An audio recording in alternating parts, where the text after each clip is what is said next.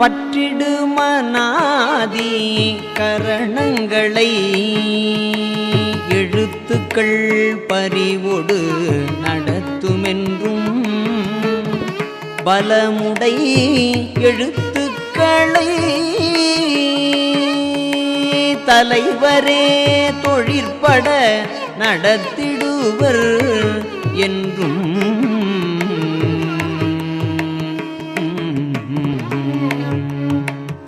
சொற்ற தலைவர்களை இச்சை ஞானங்கிரியை சோர்வர நடத்துமென்றும் துகளில் அம்மூன்று மேல் ஆதிபறைகளும் அறிய துரிய அருளின் கண் என்றும்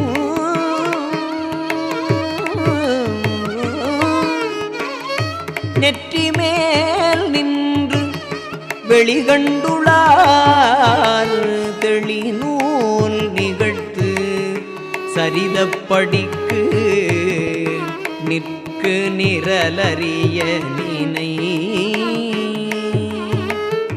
நித்தலு நினைக்கிறேன் நிட்டையில் உணர்த்தி அருளி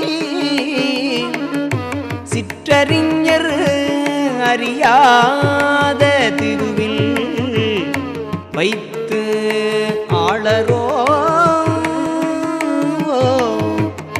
தித்திக்கும் முத்தி முதலே தெள்ளறிவு எனும் சலதி பொங்கும் உள்ளூரில் வளர் சிவசுப்பிரமணிய தேவே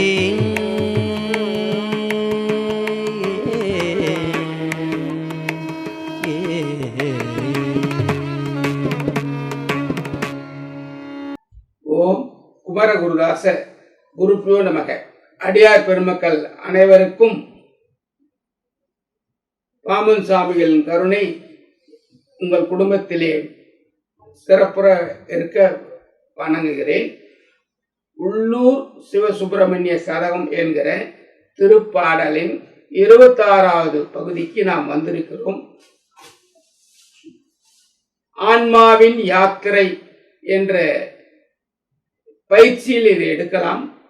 இது உண்மையிலே தத்துவமசி பயிற்சி பாதை. இது நீங்க எடுத்தீங்கன்னா இதெல்லாம் என்னதுன்னா மோட்சம் போறதுக்குரிய இந்த பிறவிலேயே இதை பார்க்கிறவங்க இதை கேட்டு எழுதினே இருந்தாலும் நிறைய இதில் நடக்குது. இதை நான் ஆச்சரியமா நான் பார்த்துக்கிட்டு தான், நான் அனுபவ ரீதியாக பார்த்துட்டு தான் இதை நான் உங்களுக்கு சொல்லிட்டு வரேன். இதை நீங்க இன்னும் அடுத்தது போங்க, 30, 40, 50 இப்படி போகும்பொழுது தான் இன்னும் நிறைய விஷயங்கள் வரும். இதுல நம்ம உடம்பு தான் பதி என்கிற இறைவனை பத்தி 20 பாடல்ல அவருடைய தன்மையை சொன்னோம். பசு என்கிற நம்மளை பத்தி 10 பாடல்கள் 21 30 வரைக்கும் அவருடைய பாடல 26வது பாடல்ல நம்ம இருக்கிறோம். நம்மளை பத்தி நம்ம தெரிஞ்சுக்கிறோம். நம்மளை பத்தி நம்ம தெரிஞ்சுக்கினாதான் நம்ம இறைவனையும் தெரிஞ்சு கொள்ள முடியும். அப்போ ஆன்மா என்கிற ஜீவான்மா என்னது, ஆன்மா என்கிற பரமான்மா என்னது, இது ரெண்டும் சேர்ந்தாதான் அது நீ ஆகின்றாய் என்ற தத்துவமசி. தத்துவம் அசி அப்படிங்கிறதா அது நீ ஆகின்றாய், அந்த பரமான்மாவாக ஜீவான்மா ஆகிறது. இதுதான் இதுக்குரிய ரகசியம், விளக்கம். இதை நீங்க பயிற்சி எடுக்கிறது தான் இதுல சொல்லப்படுறது. என்ற 26வது பாட்டுக்கு இப்போ வந்திருக்கிறோம். இனிக்கும் முத்திக்கு தலைவனே,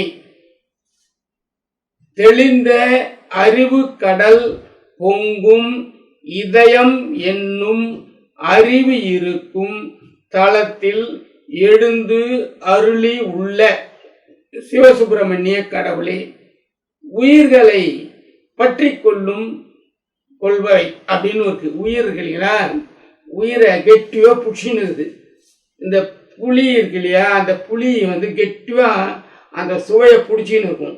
என்ன கசக்கி புழிஞ்சு போட்டேன்னா அந்த புளி இருக்கும், அந்த சுவை இருக்கும் கடைசி சக்கையில கூட.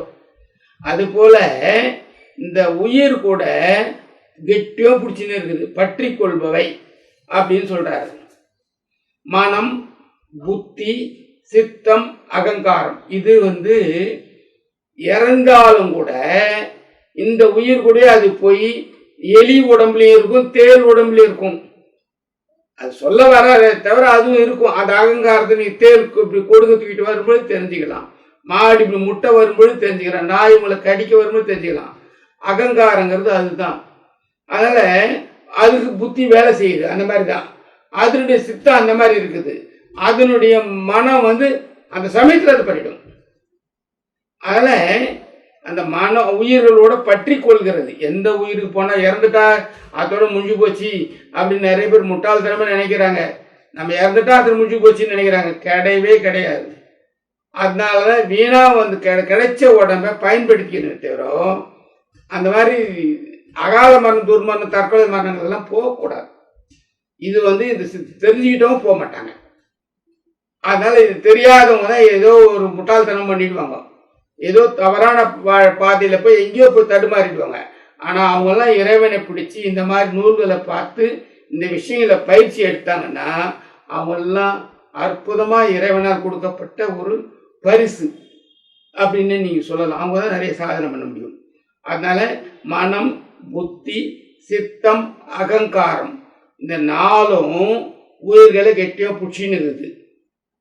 மனத்தை என்ன பண்ணுது, மா அப்படிங்கிற எழுத்து, மகாரம் என்ற எழுத்தும், மனத்தை மகாரம் என்கிற எழுத்தும், புத்தியை உகாரம் என்கிற எழுத்தும், சித்தத்தை விந்துவும், அகங்காரத்தை அகாரம் என்கிற எழுத்தும் பரிவுடன் செலுத்தும்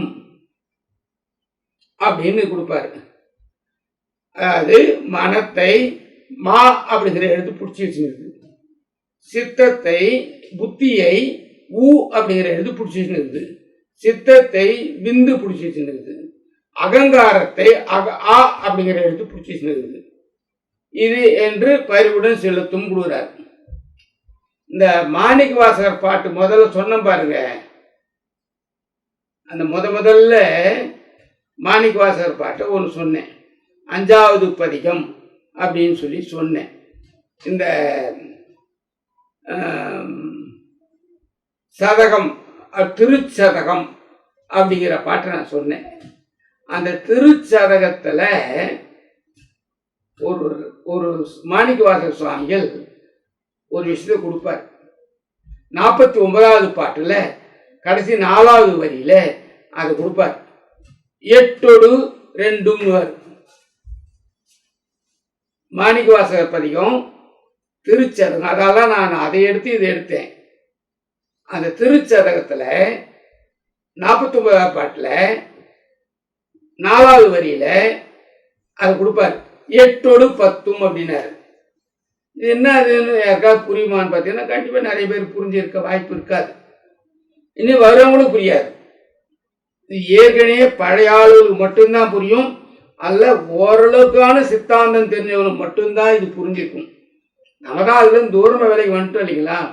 8 10 அப்படின்னா என்னது, 8 10 அறியாத அப்படின்னு வரும். அப்போ 8னா என்னது, 10னா என்னதுன்னு தெரிஞ்சாதான் நம்ம இதுக்கு போக முடியும். 8யும் 10யும் கூட்டின்னு கழிச்சுன்னு இருந்தா வராது. அந்த காலத்துல மாணிக்கவாசகர் காலம்ல பாமன் சாமி காலம் வரைக்கும் 1 2 எழுதுனாங்க இல்லைங்களா. அந்த 1 2 எழுதும் பொழுது 1க்கு கா போடுவாங்க, 2க்கு ஊ போடுவாங்க, 3க்கு ngா போட்டு இப்படி நிறுத்திடுவாங்க, 4க்கு சூ போட்டு இப்படி மேலே வைப்பாங்க, 5க்கு ரூ போடுவாங்க, 6க்கு சாவை போட்டு இப்படி 2 கோடு போடுவாங்க, 7க்கு ஏ போடுவாங்க, 8க்கு ஆ போடுவாங்க. புரியுதுங்களா? 8க்கு ஆ போடுவாங்க, 2க்கு ஊ போடுவாங்க, ஆ ஊ. 8 2 அறியாதன்னா 8க்கு ஆ அகாரப்பதியே நமோ நமன் பாமன் சாமி எழுதியிருப்பாரு, 2க்கு உகாரபதியை நமோ நமன்னு வாமன் சாமி எழுதிப்பார் குமாரசவத்துல. அதுவும் நமக்கு புரியாது. அகாரபதினா யாரு? பிரம்மா. உகாரபதினா யாரு? விஷ்ணு. இல்லைங்களா? அதுதான் அந்த ரகசியம் தான். பிரம்மா விஷ்ணு தான் மாணிக்க வாசகர் 8:2 எழுதியிருப்பார் திருச்சதகத்துல 49ஆம் பாட்டுல 4வது வரியில. அந்த மாதிரி நீங்கெல்லாம் கொஞ்சம் அதெல்லாம் இன்னும் நிறைய தெரிஞ்சவங்க. நான்லாம் குறைவு தான். அது நிறைய தெரிஞ்சவங்க நிறைய பேர் இருக்காங்க. அவங்கெல்லாம் எழுதுனதை இன்னும் சொல்ல வந்து அது திருச்சதகத்துக்கு யாராவது சொன்னாங்கன்னா கிட்டத்தட்ட உள்ளூர் சதகமே அது ஆயிட்டு இருக்கும். சாமி அதை தான் இங்கே கொடுக்குறாரு. இந்த எழுத்தை என்ன சொல்றாரு? மாங்கிறது ஒரு எழுத்து, அது மகாரம், அது மனத்தை ஆள்கிறது. புத்தியை உகாரம் ஆள்கிறது. சித்தத்தை விந்து ஆள்கிறது. அகங்காரத்தை அகாரம் ஆள்கிறது. பரிவுடன் செலுத்தும் அப்படின்றார். அந்த கர்ணங்களுக்கு அபிமான தெய்வங்கள் இந்த எழுத்துக்களை, இந்த கர்ணங்கள் இதுக்கு உரிய தேவதைகளை கொடுக்குறாங்க. இதெல்லாம் தேவதைகள் வச்சிருக்கிறாங்க. மனத்திற்கு திங்களும், திங்கள் சந்திரன், மனத்தை ஆள்பவர் சந்திரன். புத்திக்கு ஞான சக்தியும், சித்தத்திற்கு பிரம்மா, திருமால், ருத்ரன் மூவரும், அகங்காரத்திற்கு பீமநாதனும் தொழில் பட நடத்துவார்கள். தொழிலை யார் நடத்துறாங்க பார்த்துங்க. கடைசியில இந்த தெய்வங்களை உன்னுடைய இச்சாசக்தி, ஞானசக்தி, கிரியாசக்தி மூன்றும் சோர்வு இல்லாம நடத்தணுமா. டயர்ட் ஆயிடுச்சுன்னு சோர்ந்து போகக்கூடாது. அது பாட்டு நடத்திக்கிட்டே இருக்கணுமா. இந்த 3 சக்திகளுக்கும் மேலான ஒரு சக்தி இருக்கான். அது ஆதி பராசக்தின்னு பேரான். அருமையான துரிய அருள் நடத்தும். துரிய அருளில் நடத்தும். பூர்வ மத்தியில் உள்ள ஒளி மூலம் தரிசித்த ஞானிகள் சொல்லும்படி நான் நிற்கும் ஒழுங்கை உணர்த்தி அருளி அடியவன் உன் அருளில் வைத்து, அடியவனான என்னை உன் அருளில் வைத்து என்னை ஆட்கொள்கின்றார். யாரு? பூர்வ மத்தியில உள்ள ஒளி மூலம் தரிசித்த ஞானிகள் சொல்லும்படி நான் நிற்கும், அதுபடி நான் நிற்கணும். அந்த நிலையில நான் நிற்கணும். அந்த ஒழுங்கை எனக்கு உணர்த்து அருளி. இதெல்லாம் பாமன் சாமி உள்ளத்தில் இருக்க இறைவன்கிட்ட அவர் வேண்டினது.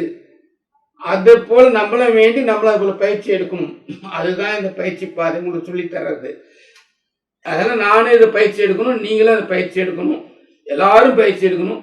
இதை வெளியே உலகத்துக்கு ஜனங்களுக்கு தெரிவிக்கணும் அப்படிங்கிற ஒரு நோக்கத்தோடு இதை கொடுக்குறேன்.